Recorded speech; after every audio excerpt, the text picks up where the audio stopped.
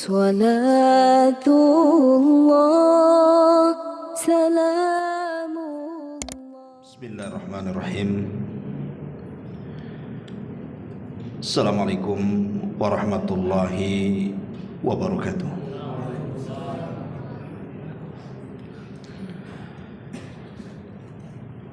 Alhamdulillah wassalatu wassalamu ala rasulillah wa ala alihi wa sahbihi wa mawalah wa la hawla wa la quwwata illa billahi wa ba'du. Alhamdulillah, segala puja dan puji hanya milik Allah subhanahu wa ta'ala.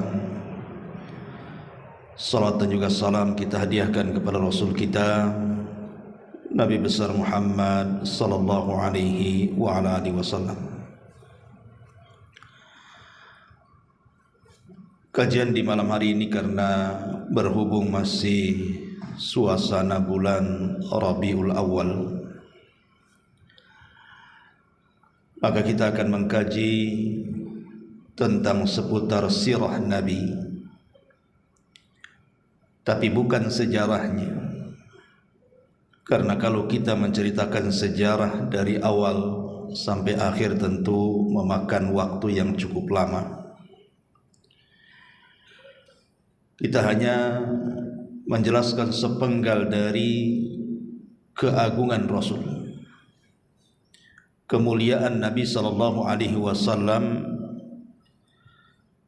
yang setelah mendengar kajian ini insyaallah kita akan merasa bangga memiliki Nabi seagung Nabi kita Muhammad sallallahu alaihi wa ala alihi wasallam. Ma'asyiral muslimin wal muslimat rahimakumullah. Di dalam Al-Qur'anul Karim Allah Subhanahu wa taala mengatakan laqad kana lakum fi Rasulillahi uswatun hasanah. Sungguh pada jati diri Rasul Nabi kita Muhammad sallallahu alaihi wasallam ada suri tauladan yang sangat indah yang patut kita ikuti. Tidak ada satupun nabi yang dipuji oleh Allah Subhanahu wa taala dalam kitab sucinya tentang akhlak yang paling tinggi kecuali Nabi kita Muhammad sallallahu alaihi wasallam. Nabi sallallahu alaihi wasallam dikatakan dalam Al-Qur'an, wa innaka la'ala khuluqin azim. Sesungguhnya engkau wahai Muhammad di atas akhlak yang paling tinggi. Jadi akhlak Nabi sallallahu alaihi wasallam dipuji di dalam Al-Qur'an. Dan Al-Qur'an atau kitab-kitab sebelumnya tidak memuji para nabi seperti pujian Allah kepada Nabi kita Muhammad sallallahu alaihi wasallam. Kenapa demikian? Karena banyak kemuliaan, keistimewaan atau kekhususan yang Allah Subhanahu wa taala anugerahkan kepada Rasul melebihi nabi-nabi yang lainnya. Jangan cerita jauh-jauh. Kita cerita sedikit tentang jasad Nabi sallallahu alaihi wasallam. Nabi sallallahu alaihi wasallam memiliki jasad yang paling indah. Bahkan jasad yang diberkahi Allah Subhanahu wa taala. Keringatnya Nabi sallallahu alaihi wasallam saja sampai memiliki bau yang sangat harum. Sampai banyak para sahabat yang mengambil keringat Nabi sallallahu alaihi wasallam untuk dijadikan wewangian mereka. Bahkan Nabi sallallahu alaihi wasallam mampu mendengar yang tidak bisa didengar orang. Satu hari Nabi sallallahu alaihi wasallam sedang berkumpul bersama para sahabatnya, tiba-tiba Rasul terkejut memandang ke langit. Sambil memandang ke langit, Nabi SAW mengatakan, Attatis sama wa haqqalaha anta'id. Di langit sedang terjadi gemuruh yang sangat hebat, dan sudah selayaknya seperti itu. Langit bergemuruh karena ketakutan kepada Allah. Tidak ada satupun di langit kecuali ada malaikat, dan setelah 4 jari ada malaikat lagi, dan begitu seterusnya. Di antara mereka ada yang bertasbih sampai kiamat, berdiri sampai kiamat, ruku sampai kiamat, dan begitu seterusnya. Rasul padahal ada di bumi, tapi mendengar suara yang ada di langit. Itulah ketajaman telinga Nabi. Bahkan Nabi SAW mampu melihat ke belakang tanpa harus melirik. Seolah-olah Nabi SAW memiliki 4 mata, 2 di belakang dan 2 di depan. Padahal mata Rasul cuma 2. Tapi Rasul mampu melihat ke belakang tanpa harus menengok. Dan itu dijelaskan oleh Abu Bakar Siddiq radhiyallahu anhu dalam peristiwa hijrah. Ketika Suraqah ibn Malik mengejar dia, Abu Bakar sempat menengok ke belakang dan melihat Suraqah. Kata Abu Bakar, aku tidak pernah melihat Rasul menengok ke belakang, tapi kenapa dia tahu? Menunjukkan bagaimana Allah memberikan mukjizat kepada Rasul, mampu melihat.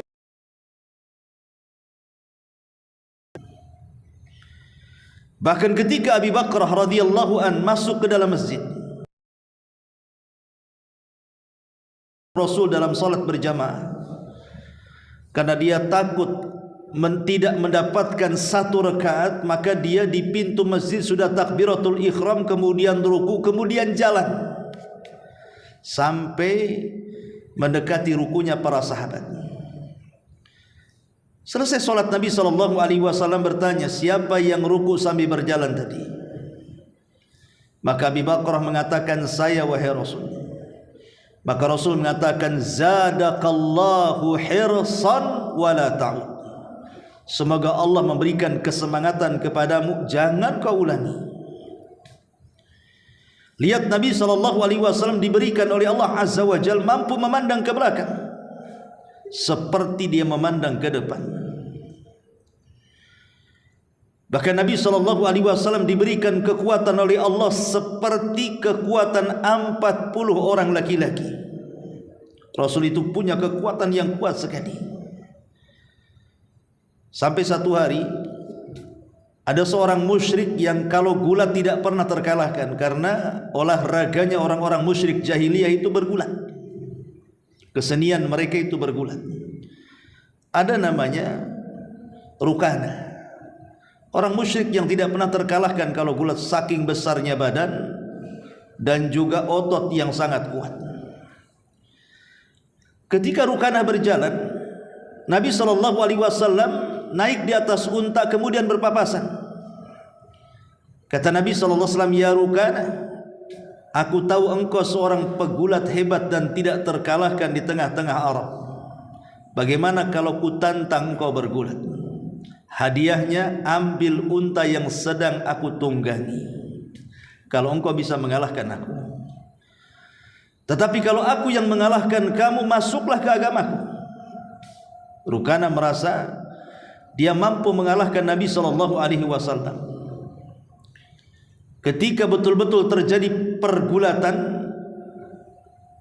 maka sekali ronde saja Nabi SAW langsung membuat Rukanah terjengkang dan terguling. Langsung dikalahkannya. Tidak perlu waktu lama, langsung main KO saja. Jadi kata Nabi SAW, ya Rukanah, bagaimana perjanjian di awal? Kalau ku kalahkan dirimu, kau akan masuk ke agamaku. Tapi engkau tidak bisa mengalahkan diriku, sehingga aku tidak memberikan untaku kepadamu. Kata Rukanah, ya Rasulullah, kita ini cuma berdua. Siapa saksinya kalau aku ini masuk ke agamamu? Akhirnya Nabi SAW kemudian menunjuk pepohonan yang ada di sekitar itu. Kata Rasul, itu saksiku. Tiba-tiba pohon yang ditunjuk Rasul bergerak, tercabut dari akarnya, kemudian bergerak, kemudian mengucapkan salam di hadapan Rasul. Rukanah ketakutan kemudian pergi dan mengatakan, sungguh Muhammad telah menampakkan sihirnya. Bukannya masuk Islam, malah kabur dia. Ma'asyiral muslimin wal muslimat rahimakumullah. Bahkan satu hari ada suara yang menggelegar yang menakutkan seluruh para sahabat yang ada di kota Madinah. Mereka pada masuk rumah karena ketakutan dengan suara mengguntur itu di luar Madinah. Tapi Nabi SAW punya keberanian yang tidak dimiliki orang. Dia ajak Zubair ibn Awam dan mengatakan, "Ya Zubair, ayo kita lihat suara apa itu," katanya. Maka berangkatlah Rasul dengan Zubair. Suara itu makin memekik. Maka Zubair pun tidak berani. Akhirnya Rasul sendiri yang datang ke arah suara itu. Setelah Rasul SAW sampai di asal suara itu, tiba-tiba suara itu menghilang. Kemudian Nabi SAW balik lagi menenangkan para sahabat yang ada di kota Madinah. Itulah keberanian Rasul. Makanya Ali radhiyallahu anhu mengatakan, apabila kami sedang perang dan kami merasa ketakutan, maka kami akan jadikan badan Rasul sebagai tameng, bersembunyi di balik badan Nabi SAW, karena mereka tahu keberanian Nabi SAW. Dan Nabi SAW mampu melihat yang tidak dilihat orang. Ketika Nabi SAW sedang sholat kusuf, sedang sholat gerhana, maka diperlihatkan kepada Nabi SAW bagaimana keindahan sorga dan kengerian neraka. Padahal Rasul di bumi, sementara sorga di langit. Kemudian setelah sholat kusuf, Nabi menceritakan apa yang dilihatnya. Begitulah Nabi SAW memiliki ketajaman pandangan, ketajaman pendengaran.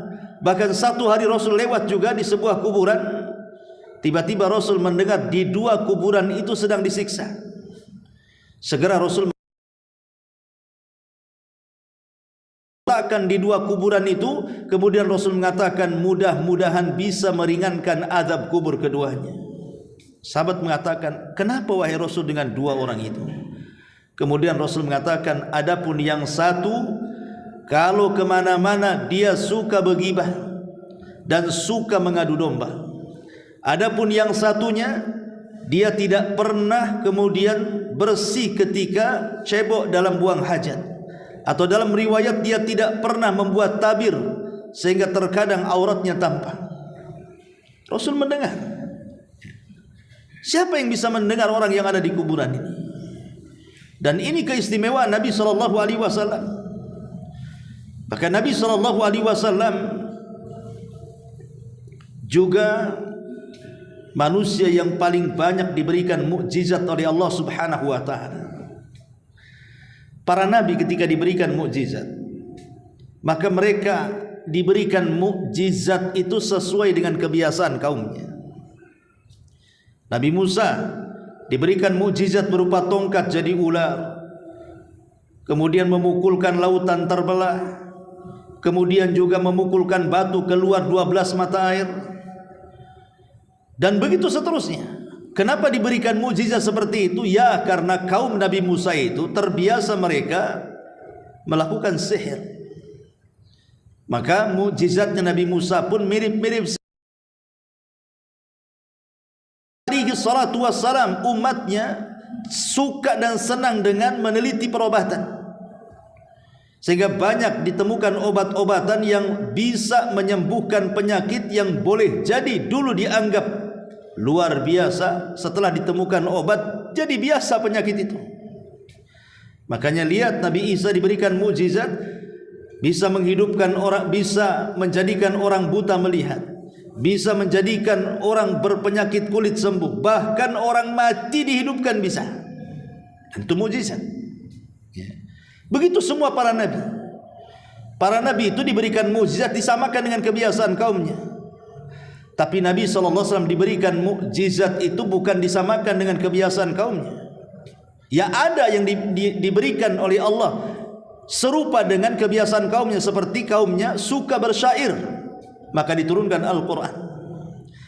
Tapi umat Nabi SAW itu bukan orang Arab saja.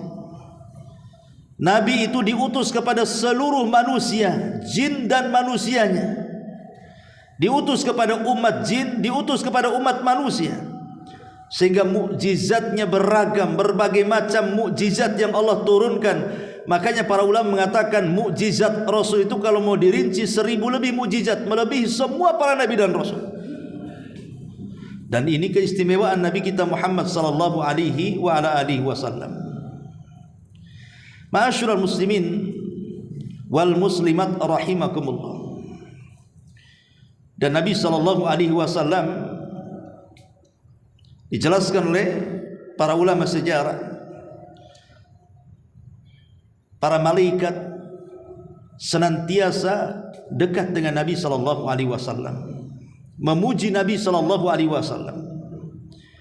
Allah Subhanahu wa taala berfirman, "Innallaha wa malaikatahu yusalluna 'alalladzina amanu sallu 'alaihi wa sallimu taslima."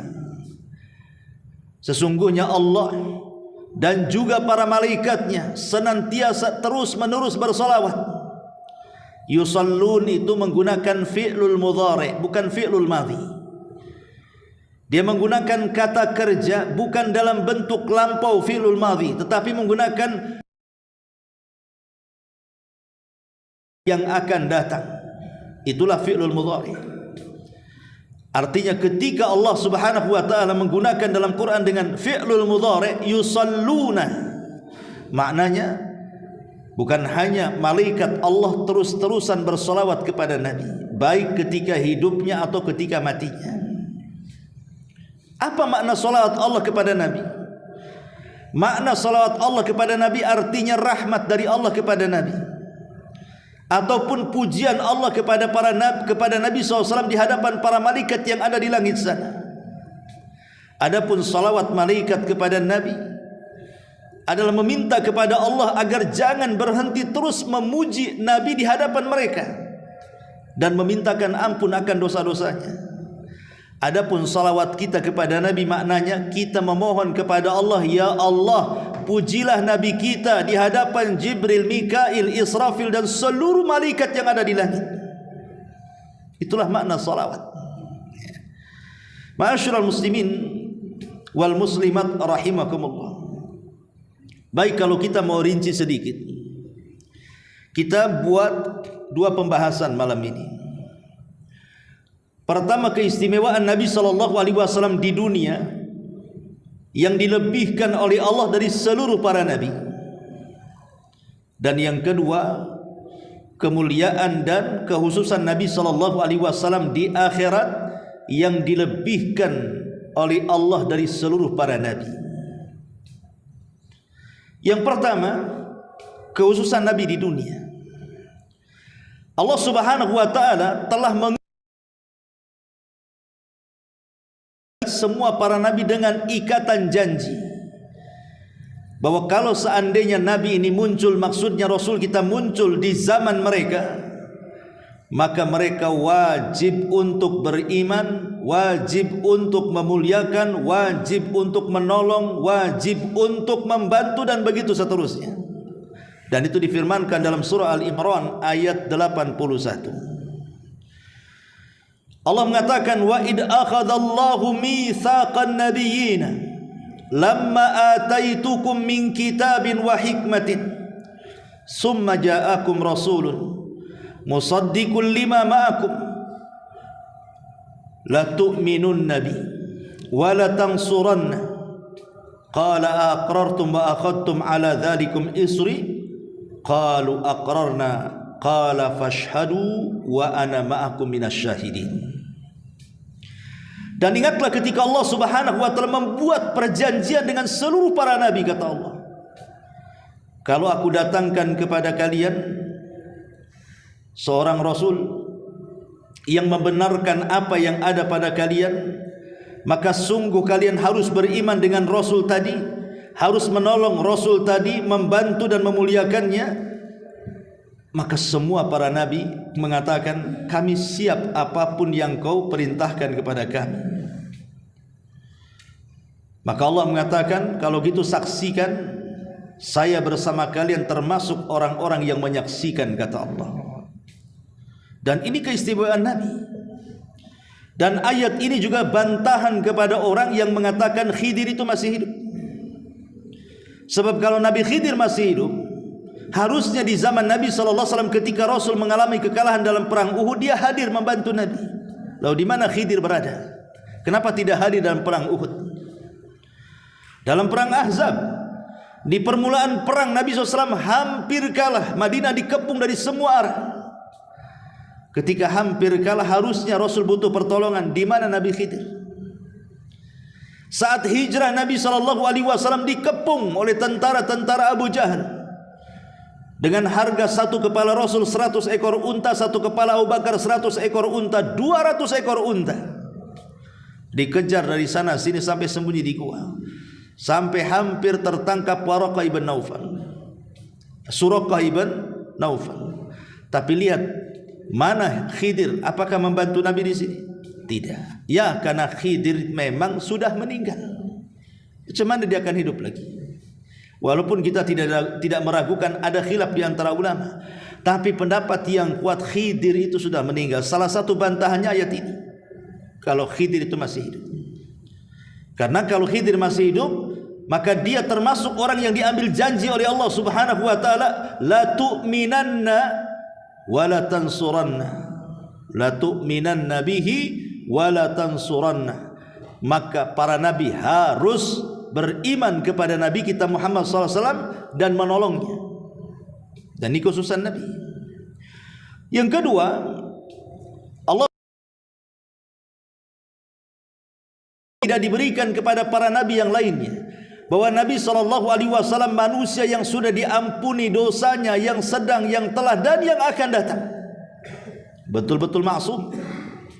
Sebagaimana kata-kata Aisyah radhiyallahu anha, saat Nabi SAW solat malam kemudian kakinya pecah-pecah. Kata Aisyah radhiyallahu anha, ya Rasulullah, cukupkan dengan yang wajib, tidak perlu kau mengerjakan yang sunnah. Kemudian Aisyah mengatakan, ya Rasul, bukankah Allah telah mengampuni dosamu yang telah, yang sedang, dan yang akan datang? Maka Rasul mengatakan, tidak wahai Aisyah, afala akunu abdan syakura. Salahkah aku menjadi hamba yang bersyukur? Kemudian yang ketiga, Allah Subhanahu wa taala sampai bersumpah dengan kehidupan Nabi dalam Al-Quran. Sebagaimana Allah mengatakan dalam surah Al-Hijr ayat 72, la umruka innahum lafi syaqratihim ya'mahun. La umruka, demi umur wahai Muhammad. Allah menjadikan sumpah. Dan ingat dalam kaidah Quran, kalau Allah Subhanahu wa taala menjadikan sumpah dari makhluknya, berarti makhluk itu memiliki keistimewaan di hadapan Allah Subhanahu wa taala. Makanya tidak sembarang Allah bersumpah dalam Quran kecuali sumpahnya itu memang makhluk yang betul-betul memiliki keistimewaan di hadapan Allah. Lah ketika Allah bersumpah dengan Nabi SAW dalam Quran, menunjukkan Rasul itu punya keistimewaan di hadapan Allah Subhanahu wa taala. Yang kemudian juga yang keempat, mukjizat Nabi SAW berupa Al-Quran. Kalau kitab-kitab sebelum Al-Quran, seperti umpamanya Taurat yang turun kepada Nabi Musa, Injil yang turun kepada Isa, Zabur yang turun kepada Daud, maka semua kitab-kitab itu sudah tidak berlaku dengan kedatangan Al-Quran.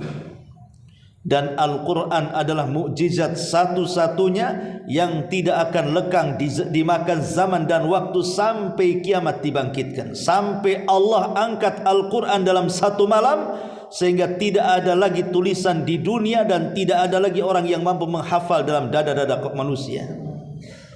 Kemudian yang nomor 5, Allah Subhanahu wa taala, tadi saya sudah singgung, mengutus Rasul bukan kepada kalangan kita manusia sebagai rahmatan lil alamin, tapi Allah juga mengutus kepada kalangan jin. Tidak ada satupun nabi sejak zaman Nabi Adam sampai kepada Isa bin Maryam yang diutus kepada bangsa jin, kecuali Nabi kita Muhammad SAW. Sampai dalam Quran itu namanya suratul jin. Qul uhiya ilayya annahu istama'a nafarun minal jinni faqalu inna sami'na qur'anan ajaba. Telah diwahyukan kepadaku bahwa ada sekelompok jin yang mendengarkan bacaan Qur'anku kemudian mengatakan, kami beriman kepadamu ya Rabb. Kapan itu? Saat Rasul pulang dari Taif. Kemudian tidak bisa masuk ke dalam Mekah karena diancam akan dibunuh. Kemudian sembunyi di kebun kurmanya Mughirah. Kemudian Rasul salat subuh, datang 7 jin dari Yaman, mendengarkan suara Al-Quran yang dibaca Rasul dalam salat subuh. Sekali dengar mereka mengatakan aman nabi, kami beriman dengan orang itu. Maksudnya Rasul. Akhirnya mereka bersyahadat, dan dengan wasilah 7 jin ini ribuan para jin masuk Islam di zaman itu. Dan mereka lah sahabat dari kalangan jin yang pertama dari sahabat-sahabat Nabi sallallahu alaihi wasallam. Kemudian juga yang keenam, Allah Subhanahu wa taala tidak pernah memanggil dengan sebutan nama dalam Quran. Kalau Adam disebut ya Adam, uskun anta wa zaujukal jannah, wahai Adam, masuk kau ke dalam surga, ajak istri. Kemudian Allah mengatakan ya Ibrahim, kemudian Allah mengatakan ya Isa, ya Musa, ya Lut. Semua para nabi disebut namanya. Tapi Allah Subhanahu wa taala tidak pernah menyebut nama Muhammad kecuali dalam bentuk khabar, bukan dalam bentuk panggilan. Ya, kalau dalam bentuk khabar ya Muhammadur Rasulullah walladzina ma'ahu asyiddau 'alal kufar ruhama bainahum. Ini dalam bentuk khabar, bukan panggilan. Muhammad adalah utusan Allah, Muhammadun Rasulullah walladzina ma'ah, dan orang-orang yang bersamanya. Kalau dalam bentuk khabar ya disebut nama Muhammad, bahkan ada surat namanya surah Muhammad.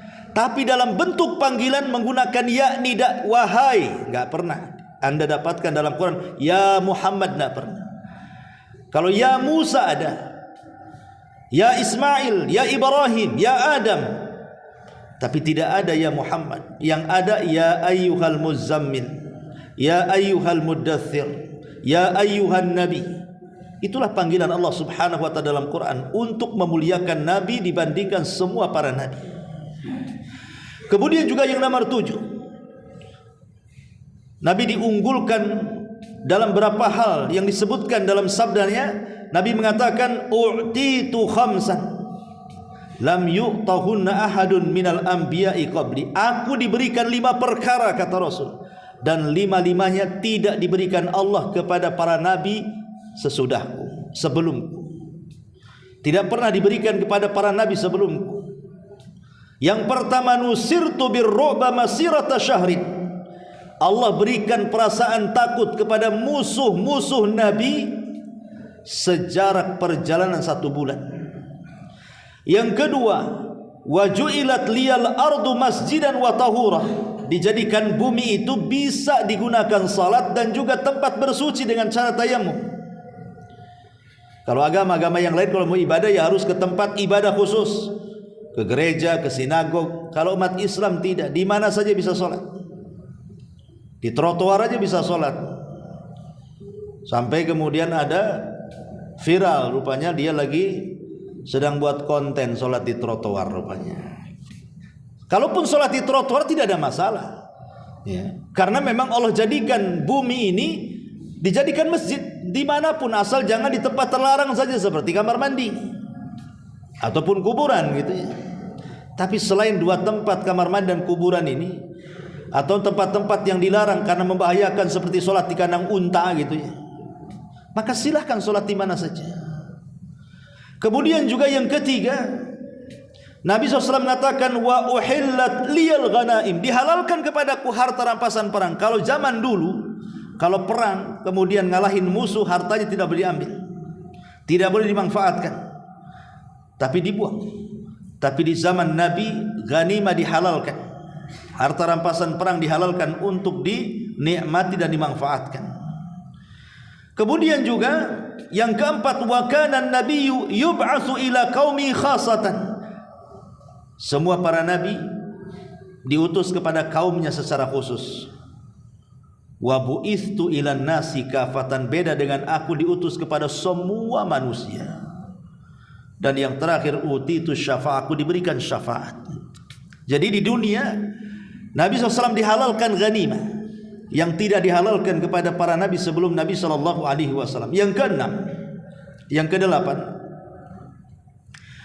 Allah Subhanahu wa taala memberikan kepada Nabi SAW umat terbaik dari seluruh umat-umat para nabi dan rasul.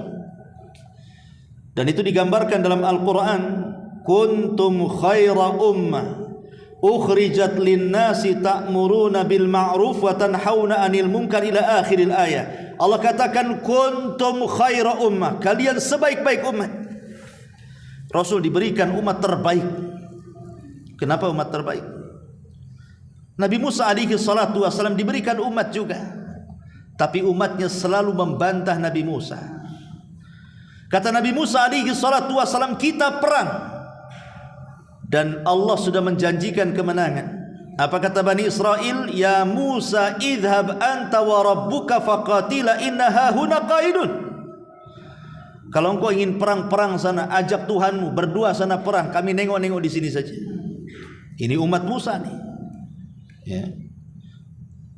Bani Israel bukan hanya kepada Nabi Musa, kepada nabi-nabi sebelumnya. Yusha ibn Nun ketika mampu memasukkan Bani Israel ke Baitul Maqdis, kemudian Yusha mengatakan kepada Bani Israel, masuk dengan cara menunduk dan katakan, ya Allah ampuni dosa-dosa kami. Faqulu hitta, katakan hitta. Hitta itu artinya Allah ampuni dosa kami. Rupanya mereka bukan berjalan sambil nunduk, malah berjalan menunggingi Baitul Maqdis, belakang ke belakang, berjalan ke belakang menunggingi Baitul Maqdis dan berdoa, hintah, ya Allah berikan gandum yang banyak supaya kita bisa makan, katanya. Disuruh menundukkan dan mengatakan ya Allah ampuni, malah membelakangi dan minta makan pula di situ. Itulah Bani Israel, ya. Kemudian juga ketika Nabi Musa alaihi salatu wassalam juga diminta untuk menyingkap pembunuhan, siapa yang membunuh orang kaya ini? Kemudian Nabi Musa berdoa kepada Allah dan Allah mensyaratkan untuk menyingkap pembunuhan ini, potong tuh sapi betina, nanti dagingnya diambil, kau pukulkan kepada yang mati, tanya siapa pembunuhnya. Bani Israel mengatakan, Musa, apakah engkau akan main-main dengan kami? Kami tanya siapa pembunuhnya, kau pula suruh nyembelih unta. Ini apa kaitan nyembelih unta dengan menyingkap pembunuhan? Nih, kalau mereka ini seandainya langsung menyembelih kan selesai itu. Kenapa mesti tanya-tanya? Akhirnya dipersulit. Apa warnanya? Apa usianya? Sudah di pekerjaan atau dia unta liar, macam-macam. Hampir-hampir mereka tidak mendapatkan untanya karena degilnya tuh Bani Israel, banyak tanya. Ketika Bani Israel yang hidup di sekitar lautan, syariat mereka mengatakan dalam Taurat tidak boleh mencari dunia di hari Sabtu. Sementara mereka nelayan, silahkan mencari dunia selain Sabtu. Kalian boleh nelayan cari ikan di hari Ahad, di hari Senin, di hari Selasa, di hari Rabu, di hari Kamis, di hari Jumat, tapi jangan di hari Sabtu. Rupanya Allah uji mereka. Di lain hari pula ikan tak muncul, di hari Sabtu pula ikan loncat-loncat menggoda, kemarilah, kemarilah, begitu. Tergiur akhirnya, tidak mempedulikan kutukan, mereka akhirnya melanggar kesucian. Umat terbanyak setelah Nabi SAW. Tapi lihat para sahabat Nabi SAW ketika perang Ahzab, baru saja selesai perang, luka mereka masih menganga, belum lagi istirahat, tiba-tiba ada perintah perang kedua kali melawan Yahudi Quraidah. Maka Rasul mengumpulkan para sahabat, aku tahu kalian lelah, luka kalian belum kering, kalian belum beristirahat, tapi Allah perintahkan kepadaku, serbu Bani Quraidah. Idhabu ila Bani Quraidah fala tusalliyanna ahadakumul asra illa fi Bani Quraidah. Serbu sekarang Bani Quraidah dan jangan sholat asar di jalan sampai kalian sampai di Bani Quraidah. Semua sahabat bergegas, bergerak mengepung Bani Quraidah. Sami'na wa ata'na. Itulah para sahabat. Apapun yang diperintahkan Rasul, sami'na wa ata'na. Tidak ada satupun pembangkangan mereka. Makanya wajar kalau mengatakan kuntum khaira ummah, kalian sebaik-baik umat. Artinya Allah memberikan kepada Rasul umat terbaik yang tidak diberikan kepada para nabi. Kemudian yang nomor 10, bahwa tidak sempurna keimanan seorang hamba sampai beriman dengan risalah yang dibawa Nabi sallallahu alaihi wasallam. Kemudian juga Nabi sallallahu alaihi wasallam menyembunyikan doa untuk di akhirat. Semua para nabi dari Adam sampai Rasul itu punya doa yang mustajab, doa pamungkas, doa sakral yang kalau diberikan di dunia pasti dijabah Allah. Dan semua para nabi sudah memberikan doanya di dunia kecuali nabi kita. Doanya sengaja diakhirkan di akhirat untuk syafaat bagi umatnya karena sayangnya dengan kita. Kemudian juga Nabi SAW adalah orang yang sedikit amalannya.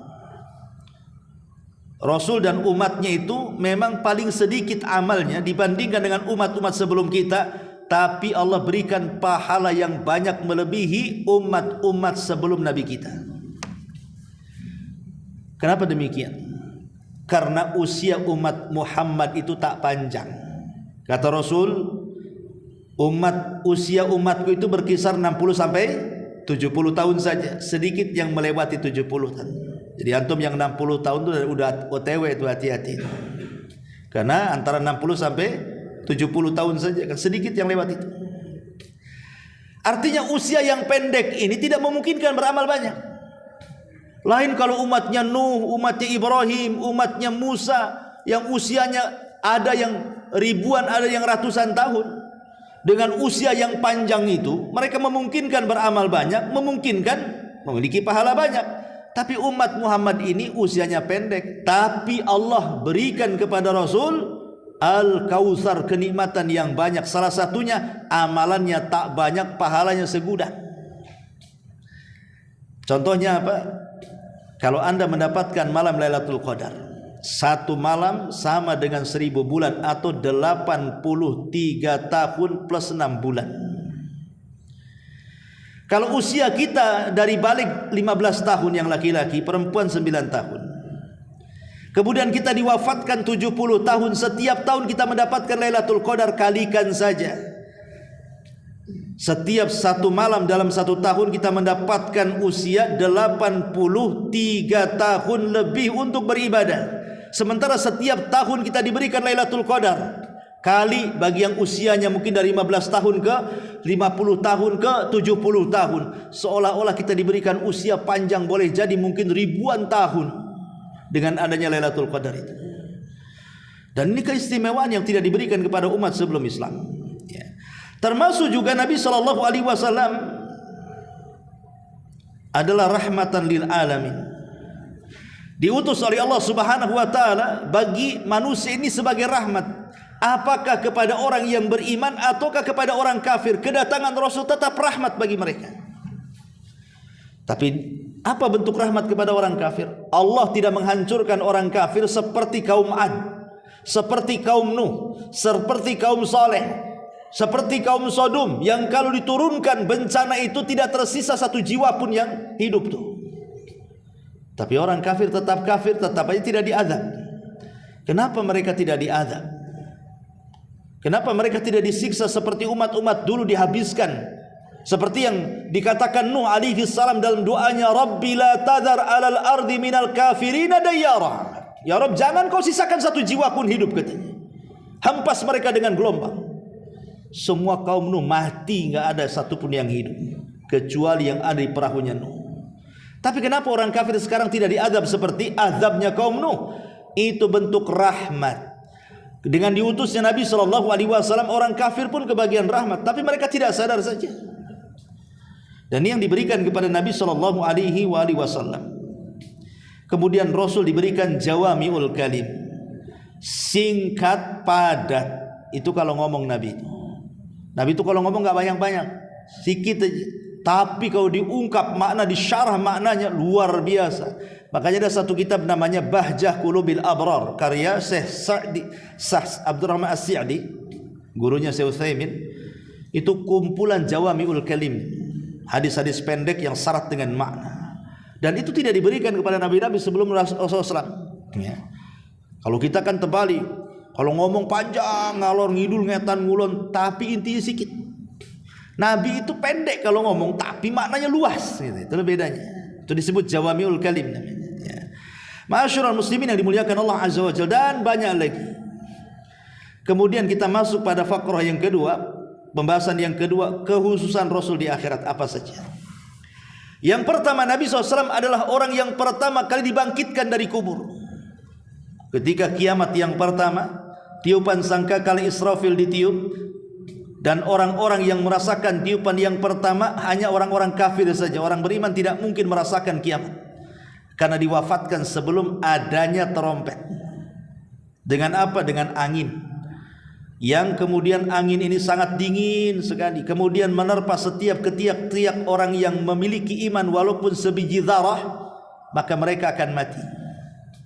Ketika semua orang yang beriman mati, sisanya orang-orang kafir, orang-orang jahat. Disinilah Rasul mengatakan, la taqumus sa'ah illa ala syiraril khalqi.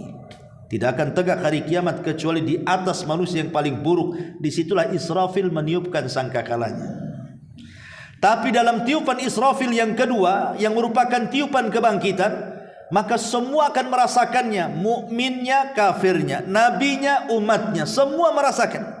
Karena di situ mereka akan dibangkitkan.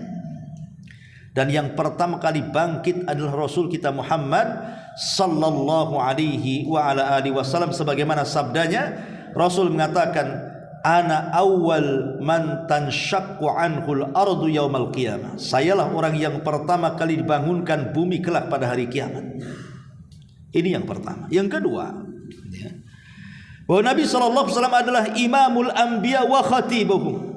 Kelak pada hari kiamat Rasul itu akan menjadi pemimpin para nabi dan oratornya para nabi. Kapan itu? Ketika semua manusia datang kepada Adam meminta syafaat kepada Allah lewat Adam. Adam angkat tangan. Beralih kepada Nuh juga tidak bisa. Beralih kepada Ibrahim juga ditolaknya. Beralih kepada Musa juga enggan memberinya. Beralih kepada Isa malah menyuruhkan datang ke Muhammad katanya. Baru Nabi SAW menghadap Allah, kemudian sujud dengan lama. Kemudian Allah datang mengatakan, ya Muhammad irfa ra'saka, angkat kepalamu, sal tu'ta, qul tusma, isfa' tusyaffa. Katakan kau didengar, minta kau diberi, mintalah kau syafaat, ku beri kau syafaat.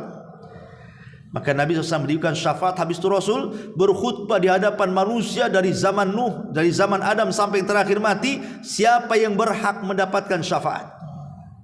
Dan Rasul mengatakan, as'adun nas, bagi umatnya Rasul mengatakan, as'adun nas bi syafaati yaumal qiyamah man qala la ilaha illallah. Orang yang paling bahagia dengan syafaatku kelak pada hari kiamat adalah orang yang mengucap kalimatut tauhid la ilaha illallah. Kemudian yang ketiga, ma'asyiral muslimin yang dimuliakan Allah Subhanahu wa taala, Nabi SAW adalah manusia yang paling banyak pengikutnya pada hari kiamat. Ketika Nabi SAW melihat ke arah kiri, banyak manusia, dikiranya itu pengikutnya. Kata Rasul, apakah itu pengikutku wahai Jibril? Kata Jibril, bukan. Itu bukan pengikutmu, tapi banyak sekali. Iya, bukan pengikutmu. Itu adalah Musa dan kaumnya. Kemudian Rasul melihat lagi ke arah kanan, rupanya lebih banyak lagi itu umatnya. Kata Jibril, itulah baru umatmu. Dari umatmu ada 70.000 umatmu yang akan masuk surga tanpa hisab dan azab. Mereka lah orang yang tidak minta diruqyah, tidak minta dikai, tidak minta atau tidak tatayur, dan senantiasa bertawakal kepada Allah Subhanahu wa taala. Artinya Rasul diberikan pada hari kiamat umat terbanyak, bahkan 2/3 surga itu dihuni umat Islam. Ya. Ma'asyiral muslimin yang dimuliakan Allah Subhanahu wa taala. Kemudian yang keempat, Nabi SAW adalah manusia yang pertama kali mengetuk pintu sorga dan membukanya. Rasul mengatakan, sayati alaikum zaman kadhidum minaz ziham. Akan datang zamannya kepada kalian, kalian akan berjubel di pintu-pintu sorga, kata Rasul. Tidak bisa masuk. Adam berusaha juga masuk, tak bisa. Nuh juga berusaha juga tak bisa. Semua para nabi tidak sanggup membuka pintu sorga. Di tengah-tengah para nabi tidak sanggup membuka pintu sorga, datang Nabi SAW. Kemudian mengetuk pintu sorga. Assalamualaikum, kata Ridwan, penjaga pintu sorga. Man, siapa engkau? Kata Rasul, ana Muhammad ibn Abdullah, saya Muhammad putra Abdullah. Maka Ridwan mengatakan, bika umirtu alla aftah li ahadin qablaka ya Muhammad. Karenamu, kata Ridwan, aku diperintah Allah untuk tidak membuka pintu sorga sampai engkau yang minta. Akhirnya setelah Rasul yang minta, semua pintu sorga terbuka. Kemudian berdirilah orang-orang yang memanggil dari pintu-pintu itu. Hei orang-orang yang ahli solat, masuk dari pintu sini. Hei orang-orang yang ahli sedekah, masuk dari pintu sini. Hei orang-orang yang ahli puasa, masuk dari babur rayyan, pintu rayyan. Dan begitu seterusnya. Pintu sorga itu disesuaikan dengan amalan mana yang mendominasi kita di dunia. Kalau solat lebih banyak, masuk dari pintu solat. Kalau sedekah lebih banyak, masuk dari pintu sedekah. Dan begitu seterusnya. Tapi lihat siapa yang pertama yang mampu membuka pintu sorga? Nabi SAW. Dan ini syafaat khusus. Orang-orang yang diponis masuk sorga tak bisa masuk sorga karena yang membuka pintu Nabi. Ya. Ini yang keempat. Yang kelima, bahwa dia adalah Sayyidul Anbiya'i wal Mursalin, pemimpinnya para nabi kelak pada hari kiamat. Berdasarkan sabdanya, ana sayyidun nas yaumal qiyamah. Saya akan menjadi pemimpin manusia pada hari kiamat. Dan dia diberikan syafaat yang tidak diberikan kepada nabi-nabi yang lainnya. Syafaatul uzma, tadi yang saya ceritakan. Kemudian juga Nabi SAW diberikan maqamam mahmud. Maqamam mahmud artinya tempat yang sangat istimewa yang tidak diberikan oleh Allah kepada para nabi. Tempat yang tinggi di sorga. Sorga yang paling tinggi Firdaus. Paling tinggi lagi itu disebut maqam mahmudah. Disitulah Rasul tinggal. Rasul tinggal di situ. Diberikan maqamam mahmudah. Makanya kita kalau habis mendengar azan, kita disuruh berdoa, Allahumma rabba hadhihi da'wati tamah wa salatil qa'imah ati Muhammadanil wasilata wal fadilah wa ba'athu maqamam mahmudah. Maqam yang sangat terpuji, maqamam mahmudah. Kemudian Nabi SAW juga diberikan kesempatan umatnya untuk melewati titian sebelum yang lainnya. Karena masuk surga itu harus lewat titian. Semua manusia akan melewati itu. Semua manusia, walaupun terjadi perselisihan di antara ulama, apakah orang kafir juga akan melewati ataukah langsung nyemplung ke neraka? Ada yang mengatakan langsung nyemplung ke neraka, ada yang mengatakan lewat tapi nanti juga nyemplung ke neraka. Tapi yang jelas umat Islam itu walaupun terakhir datangnya, tapi yang masuk surga pertama kali. Karena mereka dipersilahkan Allah untuk maju pertama, Rasul dan umatnya. Dan ini keistimewaan Rasul, bahwa kita ini yang pertama kali masuk surga. Kemudian juga Nabi SAW diberikan oleh Allah dari umatnya yang tidak diberikan kepada para nabi yang lainnya, bahwa di antara umatnya ada 70.000 orang yang masuk surga tanpa hisab dan azab. Dan ini tidak diberikan kepada umat para nabi yang lainnya. 70.000 orang yang masuk surga tanpa hisab dan azab. Ma'asyiral muslimin yang dimuliakan Allah Subhanahu wa taala. Termasuk juga Nabi SAW akan diberikan oleh Allah Subhanahu wa taala bendera. Masing-masing orang itu diberikan bendera. Tetapi Rasul mengatakan bahwa dia bendera yang dibawa, dia adalah bendera terbaik dari seluruh para nabi dan rasul. Dan dia mengatakan, Adam faman dunahu tahta liwa'i wala fakhr. Adam dan semua para nabi setelahnya di bawah benderaku pada hari kiamat.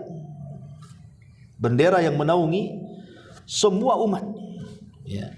Bahkan Rasul diberikan telaga yang tidak diberikan kepada para nabi yang lainnya. Maksudnya, ya nabi juga, para nabi diberikan telaga, tapi tidak sebesar telaga nabi. Yang alirannya dari telaga di sorga, yang Allah katakan, Inna a'tainakal kautsar. Kautsar diberikan kepada nabi, tidak diberikan kepada yang lainnya.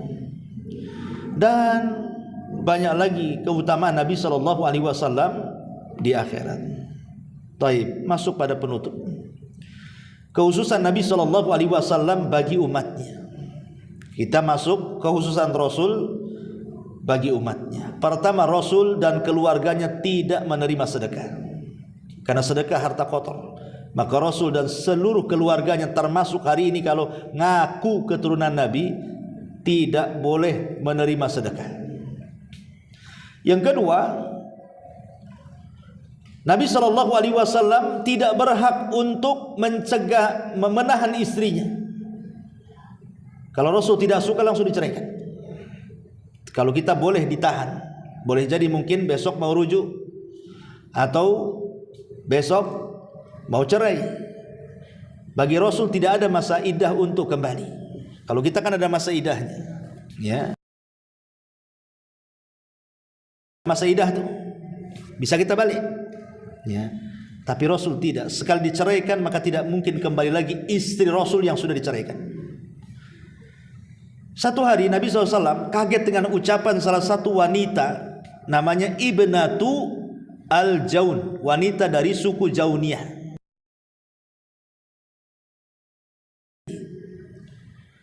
Karena kecemburuan istri-istri yang lain, diajari lafaz yang ia tidak paham. Dikatakan, kamu kalau berjumpa dengan Rasul katakan a'udzubillahi minka, aku berlindung kepada Allah dari kamu, katanya. Dia tidak paham maksudnya itu. Jadi ketika Rasul datang giliran dia, tiba-tiba dia mengucapkan kalimat itu, a'udzubillahi minka.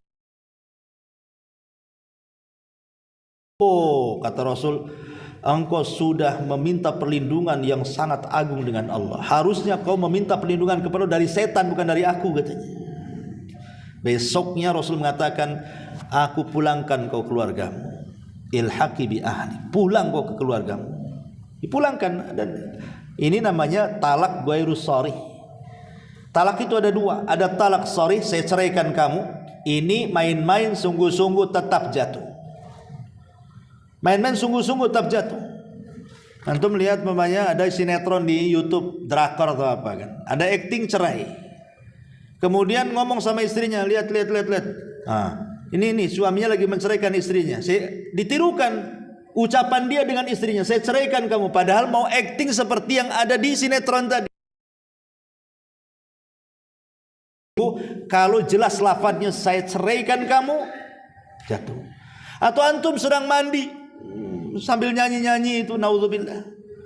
Tahu-tahu dalam nyanyi itu saya ceraikan istriku, makanya kedengaran istrinya di sebelah, jatuh talaknya. Jangan main-main, ya. Beda kalau talaknya ghairu sharih. Talaknya enggak jelas. Keluar kau dari rumah. Pulang kau ke rumah orang tuamu. Pulang kau ke kampungmu. Itu kelapa talak juga sebenarnya. Tapi talak seperti ini tergantung niat antum yang ngomong. Kalau niatnya antum menceraikan, jatuh cerai. Tapi kalau niatnya hanya ngasih pelajaran, tidak jatuh cerai. Kembali ke niat kalau ghairu sharih. Rasul dia mentalak Ibnatul Jaun dengan lafaz ghairu sharih, tidak jelas, karena Rasul mengatakan ilhaqi bi ahlik, pergi kepada keluargamu. Dan ingat, kalau sudah diceraikan Rasul tidak bisa kembali.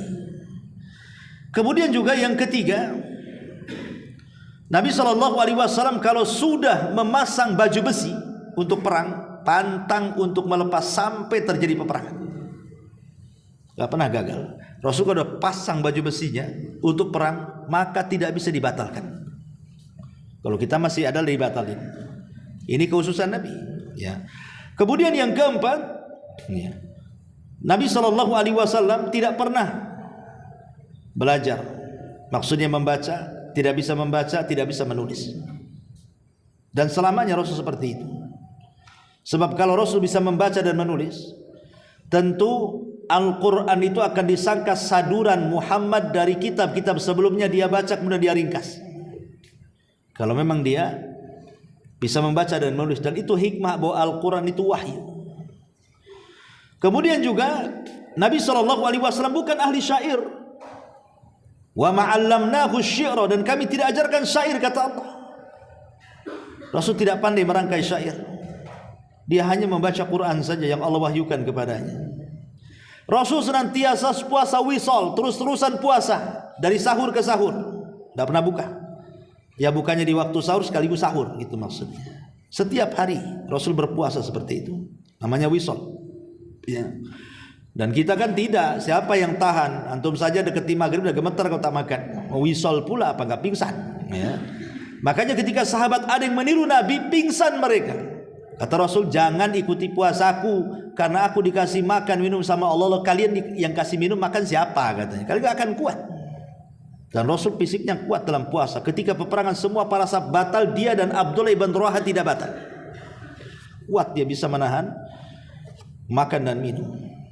Kemudian Rasulullah SAW dibolehkan menikah lebih daripada 4. Umatnya tidak boleh. Rasul boleh, istri Rasul 11. Tapi umatnya tidak boleh, minimalnya 4. Itu pun kalau antum 4 kan itu. Dan saya nggak yakin juga. Kemudian juga Nabi SAW, di antara kekhususan Nabi SAW adalah Nabi SAW asyuhud li amnil juhud, wa huwa sallallahu alaihi wasallam la yajhad. Nabi SAW boleh menerima wanita tanpa harus menikah. Namanya wanita yang menghibahkan dirinya. Boleh dia wanita menghibahkan dirinya kepada tanpa harus nikah.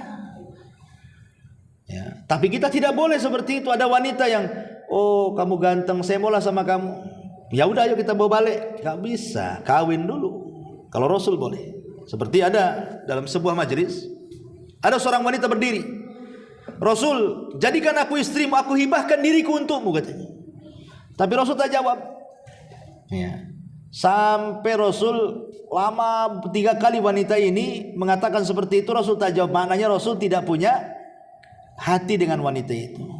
Tidak mau lah bahasanya.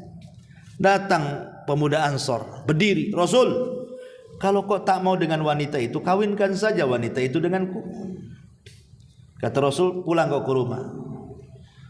Ada enggak yang kau bisa jadikan mahar dalam rumahmu? Pulang dia ke rumah. Balik lagi, kata anak muda ini, tak ada. Rasul, saya ini orang paling fakir di desa saya. Saya hanya punya sarung yang saya pakai, izar yang saya pakai. Kalau saya kasih sebagai mahar, telanjanglah aku katanya. Ya sudah, kalau begitu tak payah kau cabut sarungmu. Pergi lagi ke rumahmu, ambil sesuatu, walaupun kau dapatkan cincin dari besi, cincin dari besi jadi. Balik ke rumahnya, cari cincin dari besi. Nggak ada juga. Ya, padahal kalau kalau antum punya jaring di sungai itu kan ada tuh rantai-rantai bulat, itu kan bisa diambil tuh. Itu kan cincin besi juga tuh. Nggak ada cincin dari besi. Jadi Rasul saya ini harus menikah dengan apa? Di sini kata Rasul mengatakan apa? Ya sudah, kau punya hafalan Quran? Hal ma'aka minal Quran? Dia mengatakan, ya hafidtu surata kada wa kada. Aku hafal surat ini dan surat itu katanya. Uzawwijuka bima ma'aka minal Quran. Saya nikahkan kau dengan dia, maharnya hafalan Quranmu tuh. Ya, bukan berarti mahar hafalan Quran itu ketika akad antum baca surah Al-Fatihah atau surah Qul a'udzu birabbin nas. Bukan itu maknanya. Enak kali kalau gitu. Aku terima nikahnya dengan mahar a'udzubillahi minasyaitonir rajim, inna a'tainakal kautsar. Bukan itu. Ya. Maksudnya kalimat uzawwijuka bima ma'aka minal Quran, maknanya dia yang hafal Quran itu mengajarkan Quran kepada istrinya. Setelah akad, ajarkan Quran kepada istrinya. Yang kalau kita ajarkan kepada orang dapat upah. Jadi dia memberikan mahar dengan upah jasa, bukan membaca, upah jasa. Ajarkan tafsir sama istrinya. Nah itu betul, sebab kalau diajarkan kepada orang kan dapat upah dia. Kalau istri tidak usahlah upahnya, udah itu maharnya gitu maksudnya. Ya, jadi ini harus dipahami. Tapi ini kan kisahnya orang yang nggak punya, masa antum bisa beli kok maharnya Quran? Ya malulah kan gitu. Jadi intinya bahwa itulah kekhususan Nabi SAW dan banyak lagi. Wallahu alam, saya kira sudah cukup sampai di sini. Suara saya juga. Asyhadu an la ilaha illa anta astaghfiruka wa atubu ilaik. Allahu taala alam. Assalamualaikum warahmatullahi wabarakatuh.